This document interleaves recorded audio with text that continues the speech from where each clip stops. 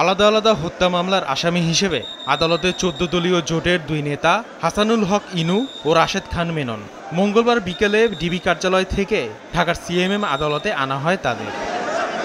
ছাত্র জনতার গণ আন্দোলনে নিউ মার্কেট থানায় হত্যা মামলায় ইনুর 7 দিনের রিমান্ড মঞ্জুর করেছেন আদালত।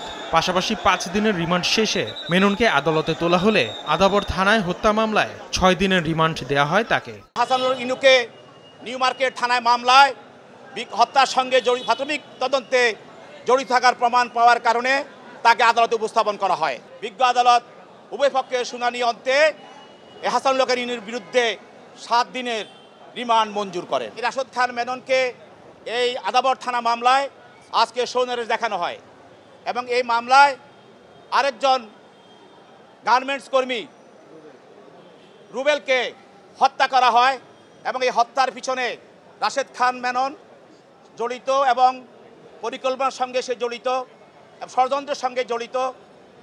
আমাদের তদন্তকারী কর্মকর্তা প্রাথমিক তদন্তে এই আসামির বিরুদ্ধে এই হত্যার সঙ্গে সংশ্লিষ্টতা পাওয়া যায়। তার কারণে আরও অধিকতর তদন্তের জন্য এবং এই হত্যার সঙ্গে কারা কারা জড়িত সেটাকে বের করার জন্য এবং ঘটনা আরও উদ্ঘাটিত করার জন্য 10 দিনের রিমান্ড প্রার্থনা করেন। বিজ্ঞ আদালত উভয় পক্ষের শুনানি গ্রহণ করার পর এই আসামির বিরুদ্ধে 6 দিনের রিমান্ড মঞ্জুর করেন।